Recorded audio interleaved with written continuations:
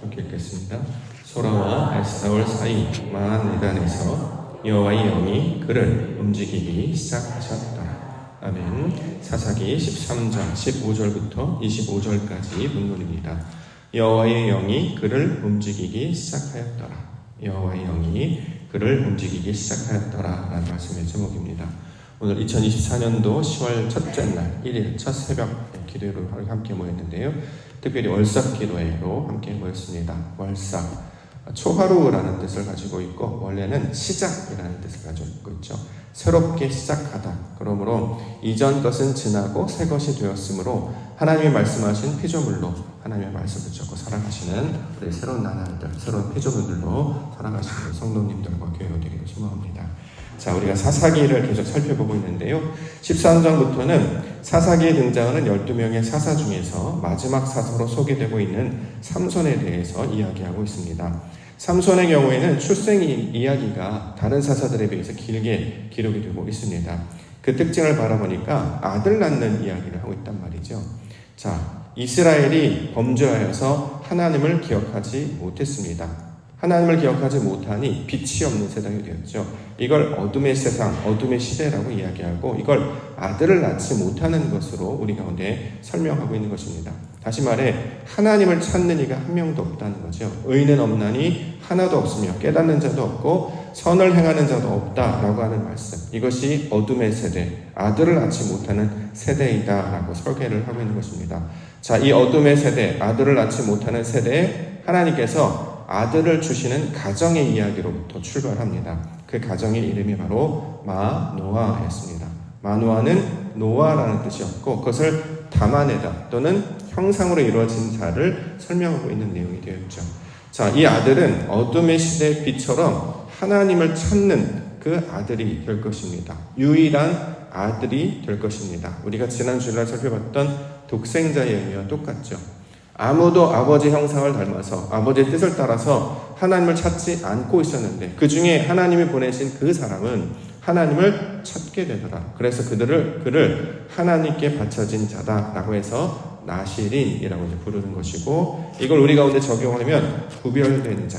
우리가 이제 쉽게 얘기해서 하나님의 사람을 가리키는 말로 우리가 이해하고 있습니다. 동일하게 우리 가운데 적용을 해볼까요? 지금 세상은 하나님을 찾는 이가 점점 사라져가는 세상입니다. 사사기 시대와 크게 달라지지 않았습니다. 옛날의 모습이나 지금의 모습이나 주변을 돌아보실까요? 비어있단 말이죠. 아무리 선지자가 와서 예배해야 합니다. 깨어나야 됩니다. 모이셔야 합니다. 기도해야 됩니다. 라고 해도 반응하는 사람이 많지 않습니다. 그럼에도 불구하고 이 어둠의 세상, 각자 자기 소견에 오른 대로 자기 신앙대로 자기가 믿는 믿음의 생각대로 습관대로 했던 그 시절에 자기 습관대로 하지 아니하고 말씀을 따라서 여호와의 메시지를 따라서 반응하며 수고하며 엎드리는 자들이 있단 말이죠. 그들을 빛의 아들들이다 이렇게 얘기하고 이걸 다른 말로 하나님의 아들들이 되는 것이다 라고 설명을 합니다. 이 하나님의 아들들이 되는 것은 사람의 조건이나 어떤 배경이나 수고에 의해서 결정된 것이 아니고 하나님께서 선물처럼 내려주시는 것임을 성경은 이야기하고 있는 것이죠. 그래서 마노아의 가정에 아들을 보내주신 것처럼 이 세상 가운데 아들을 보내시고 그를 통해서 빛의 자녀로 삼아주신 것처럼 그 빛을 따라 닮은 자들로 살아가기 위해서 이 아침에 저와 여러분들도 부르셔서 삼손과 같이 나시린과 같이 사사와 같이 불러주신 줄 믿습니다. 그러므로 예배하는 자들 구별된 자임을 반드시 기억하셨으면 좋겠습니다. 아무도 찾지 않을 것입니다. 아무도 반응하지 않을 것입니다. 그 중에 그럼에도 불구하고 나는 찾는 이가 되겠습니다. 나는 예배하는 자가 되겠습니다. 나는 그 자리에 나아가 자리를 채우고 기도하는 자들이 되겠습니다. 자, 이 자들이 바로 구별된 자들, 사사들, 하나님의 사람들, 나시린이 된다라는 것이죠. 그 부르심에 우리 성도님들과 교회가 하나님께서 부르신, 하나님께서 이 땅 가운데 세우신 그 빛을 증거하는 하나님의 유일한 아들들로 살아가시기를 주님의 이름으로 간절히 축원합니다. 자, 오늘 아들에 관한 이야기를 하고 있는데요. 아들에게 복을 주셨다 이렇게 설명하고 있습니다. 24절과 25절. 사사기 13장 24절 25절. 그 여인이 아들을 낳음에 그의 이름을 삼손이라 하니라. 그 아이가 자라매 여호와께서 그에게 복을 주시더니 소라와 에스타올 사이 마하네단에서 여호와의 영이 그를 움직이기 시작하셨더라. 자, 여인이 아들을 낳았죠. 그의 이름이 삼손입니다. 원래 이걸 문자적으로 풀면 이제 태양이라는 뜻을 가지고 있다 이렇게 설명하기도 하는데, 삼손의 원래 그 단어가 가지고 있는 의미는 하나님의 말씀을 그대로 닮은 이런 뜻을 가지고 있습니다. 이걸 이제 삼손이라고 하나님의 형상을 그대로 닮은 이라는 뜻을 가지고 있죠. 자, 그 아이가 자랐더니 하나님께서 그에게 복을 주셨다. 저와 여러분들을 이 시대에 하나님께서 이 땅 가운데 보내신 아들들이 되게 하셨단 말이죠. 왜 아들들이 되게 하시나 봤더니 복 주시려고 그러신다는 거예요. 복을 주셨습니다. 그러므로 성경에서 이런 글들이 나올 때마다 하나님 그 아들에게 하나님 복을 주셨군요. 그러면 나에게도 복 주실 줄 믿습니다 라고 자꾸 내 말씀 가운데 나에게 이 말씀을 적용해 나아가야 된단 말이죠. 그래서 이 아침에 하나님 복을 주시옵소서, 하나님께서 그 아들에게 복을 주신 것처럼 우리에게도 복을 주시옵소서 라고 소망하며 나아가기를 원합니다. 그러면 어떤 일이 벌어지느냐, 그 다음에 여호와의 영이 그를 움직이기 시작하셨다. 하나님께 복을 받는다는 건 무슨 뜻이냐면 여호와의 영이 임하는 것과 똑같습니다. 우리가 여호와의 영, 성령이라고 부르는 것이죠. 성령이 우리 가운데 임재하여서 그냥 있는 것이 아니라 우리를 움직이게 하셨다 이렇게 얘기합니다. 자, 아무것도 움직이지 않는 자, 갑자기 밤 12시부터 새벽 5시까지 꿈쩍도 안 하다가 갑자기 사람이 꿈틀꿈틀하기 시작한단 말이죠. 움직이기 시작하는 걸 뭐라고 합니까? 깬다라고 하잖아요. 잠에서 깨거나 죽음에서 살아나거나, 이처럼 하나님의 영이 임하는 자들은 잠에서 깨거나 죽음에서 살아나는 것과 똑같은 모양으로 우리 가운데 설명을 하고 있다는 것이죠. 창세기에 보면 여호와의 영을 여호와의 숨, 호흡이라고 말하기도 하고 또는 바람으로 번역하기도 합니다. 그러므로 성령이 그 하나님께서 부르신 그 흙에게 들어갔더니, 생기를 불어 들어갔더니 그가 살아있는 영, 생령, 하나님께서 말씀하신 생명이자 아버지께서 기뻐하신 영이 되었다. 자, 그 모양을 가리키고 있는 말인데요. 우리에게 성령이 필요한 이유는 바로 하나님께서 우리를 깨우시고 살리셔서 하나님의 일을 하게 하시도록 우리를 붙드시고 인도하시는 것이 목적이 된다라는 것입니다. 실제로 성경의 모든 내용들을 바라보면 모두가 다 성령의 역사가 일어났습니다. 대표적으로 우리 예수님은 누가복음 4장 1절에 예수께서 성령의 충만함을 입어 요단강에서 돌아오사 광야에서 40일 동안 성령에게 이끌리셨다. 예수님이 공생애를 시작하시며 나아갔던 모든 사역 가운데 중심이 성령의 충만함을 입어 성령에게 이끌리요. 뿐만 아니라 사도행전에 등장하는 집사들 또는 사도 바울도 모두가 다 성령의 인도함을 받아 나아갔단 말이죠. 사도행전 8장 39절 두리에서 올라올세 주의 영이 빌립을 이끌어 간지라 내시는 기쁘게 길을 가므로 그를 다시 보지 못하므로. 주의 영이 빌립을 이끌어 갔다라고 이야기합니다. 영이 이끌어 갔다라는 거죠. 마지막 요한계시록 21장 10절에도 성령으로 나를 데리고 크고 높은 산으로 올라가 하나님께로부터 하늘에서 내려오는 거룩한 성 예루살렘은 보이셨다. 자, 모든 것이 바로 성령의 역사로 말미암아 이루어지고 있음을 말씀하고 있습니다. 왜 우리는 깨어나지 못할까? 왜 우리는 예배하지 못할까? 누가 와서 이야기를 해야, 어떤 말씀을 전해야 깨어날까? 죽은 상태에서 일어날까? 내가 직분자임을, 내가 하나님의 사람이 어떻게 알 수 있을까? 사람의 외침과 강요와 어떤 소리가 아니라 여호와의 영이 임재하셔야 된다는 것을 다시 한번 성경을 말씀하고 있습니다. 그러므로 사람의 목소리를 듣지 않는다고 해서 낙심하지 않고 오직 주여 불쌍히 여기셔서 잠자는 자들 가운데 함께 하셔서 깨워주시고 살려주시옵소서. 이것이 먼저 된 자들에게 가장 먼저 붙들고 나아가야 될 기도의 제목이 되는 줄 믿습니다. 우리가 옛날부터 흘러나오는 그 이야기를 끊어야 되지 않겠습니까? 죽은 교회라고 말했던 그걸 끊어내야 되지 않겠습니까? 교회에 사람들이 없고 예배하는 자리 없다, 그 잠자는 것 같다라는 걸 끊어내야 되지 않겠습니까? 그러려면 어떻게 해야 됩니까? 주 여호와의 영이 각 심령 가운데 비둘기같이 임재하여 주셔서 각 사람 한 사람 한 사람 반응하게 하여 주시옵소서. 3월 1일, 10월 1일 휴일이라서 더 강조합니다. 혹여라도 피곤할까봐 휴일이니 이번에는 좀 괜찮아지겠지. 그래서 다시 강조합니다. 이번에는 그래도 모여봅시다. 이번에는 모여봅시다. 마침 또 임시공휴일이 돼서 오늘도 모여봅시다 이렇게 얘기한단 말이죠. 그런데도 사사시대와 똑같잖아요.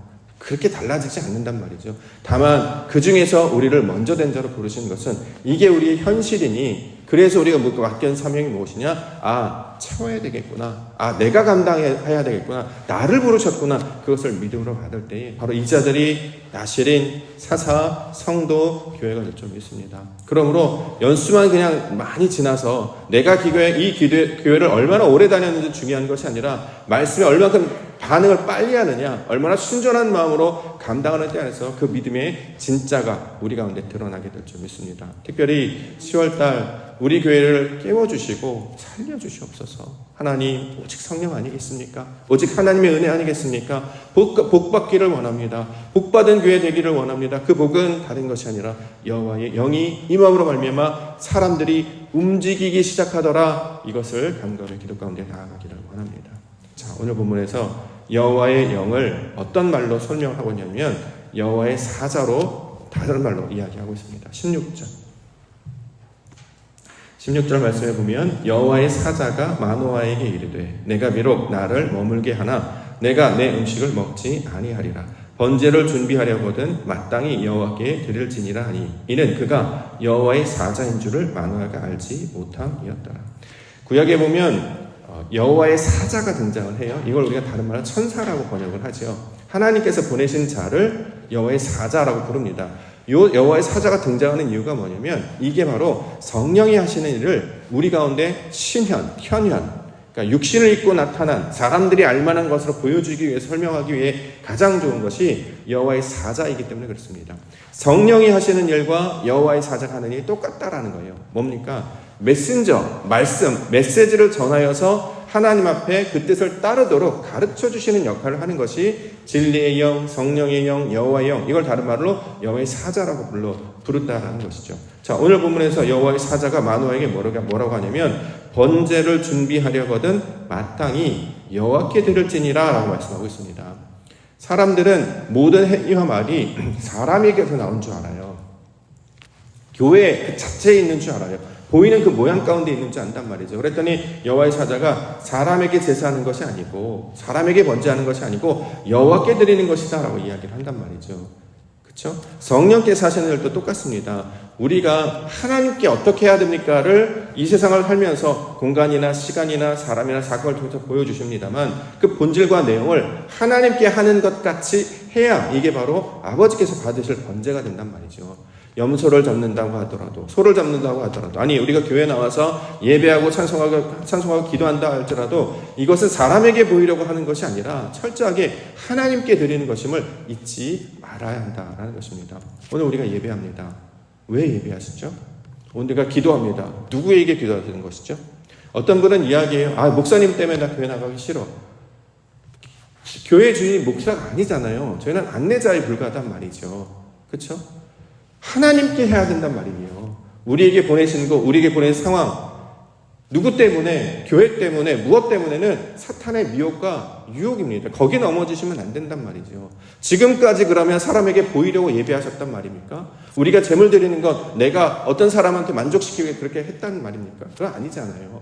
우리가 처해 있는 상황 가운데 주께서 보내신 그곳에서 이것은 나에게 하나님께 드리라고 보내신 상황이구나 라고 하여서 이걸 하나님의 것으로 받고 그것에 나아가 정성을 다하고 최선을 다하며 나아갈 때 이것을 하나님께 드리는 것이다. 사람에게 보이려고 하는 것이 아니라 하나님께 보이려고 하는 것이다. 자, 이렇게 이야기한단 말이죠. 그러면 성령이 임하는 자는 어떻게 이야기하느냐? 그 일을 하나님 일로 받아들여서 아버지께 하듯 감당하는 자로 우리 가운데 설명하고 있습니다. 19절에 이에 마노아가 염소 새끼와 수제물을 가져다가 바위 위에서 여호와께 드리매 이적이 일어난지라 마노아와 그의 아내가 본즉 불꽃이 제단에서부터 하늘로 올라가는 동시에 여호와의 사자가 제단 불꽃에 휩싸여 올라간지라 마노아와 그의 아내가 그것을 보고 그들을 얼굴을 땅에 대고 엎드리니라.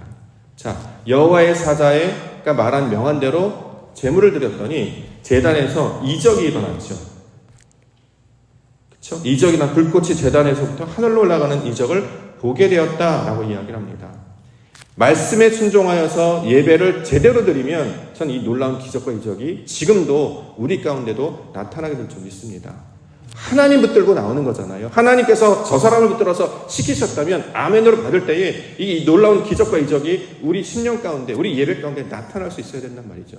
불꽃이 임하는 것처럼 여호와의 진리의 빛이 일어나는 것처럼 이게 맞구나, 이게 바로 하나님의 뜻이구나 라고 하는 깨달음이, 그 놀라운 변화가, 그 놀라운 찔림이 우리 예배 가운데 나타나게 된다는 거죠. 전 그 이적과 기적이 이 옥토계 가운데 꼭 일어나기를 간절히 소망합니다. 우리가 변화되어야 되지 않겠습니까? 죽은 자로 살지 아니하고 잠자는 자로 살지 아니하고 깨어서 2024년도 10월 1일 그냥 지나가는 날이 아니라 그때서부터 우리가 시작을 했지, 그때로부터 우리가 출발하기 시작했어요. 그래서 지금 이맘만큼 왔더니 시간이 지났더니 정말 하나님께서 그 일을 보여주셨네 라고 소망할 수 있는 놀라운 기적을 기대하며 기도하는 우리 교회가 되기를 원합니다. 그랬더니 마노아와 아다어테요, 그들을 얼굴에 땅에 대고 엎드리느냐, 하나님 앞에 부복하는 역사가 나타난단 말이죠. 사람에게 충성하는 게 아니잖아요. 하나님 앞에 엎드려주는 거. 하나님께서 이 교회를 통해서, 목사님을 통해서, 우리 앞에 있는 우리 장들을 통해서 역사하셨구나, 내가 그걸 엎드리게 되는 거예요. 신앙은 내 이름이 나는 게 아니라 하나님 앞에 엎드리는 자가 되는 것이잖아요. 그것이 진짜 신앙 아니겠습니까? 내가 별것이 없고 내가 죄인이었고 깨닫는 것, 그것을 제대로 아는 건 아니겠습니까? 머리가 되는 것이 아니라 하나님께서 나를 부르신 그 불쌍한 자에 불과했구나 라는 것을 깨달아 아는 것이 신앙의 본질이었다는 거죠. 그런데 불러주셨잖아요. 그런데 예배하게 하셨잖아요. 그러니 이게 복이 되지 않겠습니까? 그게 은혜가 되지 않겠습니까? 이걸 우리가 경험하는 것이 신앙의 목적이 되어야 된다라는 것이죠. 22절, 23절. 그의 아내에게 이르되 우리가 하나님을 보았으니 반드시 죽으리로다 하나 그의 아내가 그에게 이르되 여호와께서 우리를 죽이려 하셨더라면 우리 손에서 번제와 소제를 받지 아니하셨을 것이요 이 모든 일을 보이지 아니하셨을 것이며 이제 이런 말씀도 우리에게 이르지 아니하셨으리라 하였더라. 하나님을 보면 옛날 사람들은 죽는다고 생각했어요. 여호와의 사자의 말을 들었기 때문에 우리 이제 죽는구나 생각했더니 아내가 이야기하죠. 이게 죽는 일이 아니구나. 만약에 정말 하나님이 우리를 죽이려고 했다면 이런 말을 듣게 하실 필요 없이 그냥 죽이시면 끝나는 거 아니겠습니까? 근데 굳이 여호와의 사자를 보내셔서 제사를 드리게 하시고 이 모든 과정을 겪게 하신 것은 죽지 아니하고, 다시 말해 살게 하시려고 우리에게 이런 이야기를 나타내셨구나를 가르쳐 주셨단 말이죠. 우리가 신앙 가운데 교회를 통해서 예배하는 것에 대해 어떤 기대감이 없다면, 소망하는 것이 없다면 전 이게 아무런 의미가 없는 의식으로 생각합니다. 그러나 우리가 이 예배를 하나님이 주신 그 믿음의 기회로 여기는 것은 이 단순한 순종과 우리가 예배를 통해서 아버지께서 정말 그렇게 하실 줄 믿는 믿음의 그 증거 때문에 이걸 감당하고 있는 거 아니겠습니까? 더 거룩한 땅에서, 더 큰 교회에서, 더 멋진 사람들을 모셔놓고 예배에 하나님이 역사하실까요? 전 그렇지 않다고 생각합니다. 그 어둠의 땅에서, 그 황폐한 땅에서 말씀을 붙들고 여호와의 영이 움직여서 기도하는 그 한 사람, 그 소돔과 고모라 땅에 그 말씀을 붙들고 서 있던 그 의인 한 사람, 그 사람의 역사로 말미암아 그 땅이 다시 새롭게 변화되며 부흥하게 될 줄 믿습니다. 그러므로 저와 여러분들을 그 자리 가운데 불러주셨음을 잊지 않으셨으면 좋겠어요. 다시 시작합시다. 매달마다 저는 강조할 겁니다. 점점 세게 말할 거예요. 왜요? 그래야 사니까요. 저의 역할이 여태까지는 제가 사실 욕먹지 않으려고 센 말 잘 안 했어요. 왜냐하면 힘들어 하시기 때문에 조금만 힘든 얘기 해도 너무 부담스러워 하셔서 얘기를 안 했는데요. 해야 되겠습니다. 왜냐하면 살려내야 되니까요. 인도해내야 되니까요. 욕하셔도 좋습니다. 다만 예배하십시오. 미워하셔도 좋습니다. 다만 하나님 사랑하십시오. 저는 그 역할 하다가 가는 사람이기 때문에 뭐라고 하든 따르든 안 따르든 그 상관없이 나오셔야 합니다. 예배하셔야 합니다. 기도하셔야 됩니다. 하나님께 붙으셔야 됩니다. 왜요? 하나님 쓰시려고 저희를 선택하셨기 때문이다라는 것이죠. 63년 지나서 이 땅 가운데 일었던 그 말씀의 씨앗이 이만큼이나 성장을 해왔는데요. 이제 이 안에 채워지는 역사가 우리가 함께 꿈꾸며 그 일들을 기대하면서 함께 나아가는 우리 10월의 첫날이 되기를 원합니다. 여호와의 영이 그를 움직이기 시작하셨던 것처럼 여호와의 영이 저와 여러분들도 이 옥토교회도 함께 하셔서 움직여 주시기를 주의 이름으로 간절히 축원합니다. 기도하겠습니다.